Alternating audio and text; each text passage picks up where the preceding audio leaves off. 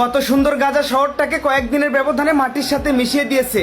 যেখানে যেখানে মানুষ সেখানে সেখানে ড্রোন ক্যামেরা দিয়ে দেখে দেখে বোমা নিক্ষেপ করতেছে। তাজা তাজা পান আগুনের শীষের সাথে উড়ে যাচ্ছে। এই দৃশ্য কি জাতিসংঘ দেখতেছে না? তারা কি করে দেখবে? তারা তো ইহুদিদের দালালি করতেছে। ইরান ঘুমিয়ে গেছে, সাথে ইয়ামিন। লেবানন হতাশ হয়ে গেছে। সৌদি, কাতার, দুবাই, ওমান, কুয়েত হাতে চুরি পরে বসে আছে। এই ইতিহাস একদিন ঠিকই সাক্ষী দিবে। ইসলামকে বাঁচাতে গিয়ে শুধুমাত্র ফিলিস্তিন যুদ্ধ করেছে, আর পুরো বিশ্বের মুসলমান চেয়ে চেয়ে দেখেছে আর বসে বসে জিকির করেছে।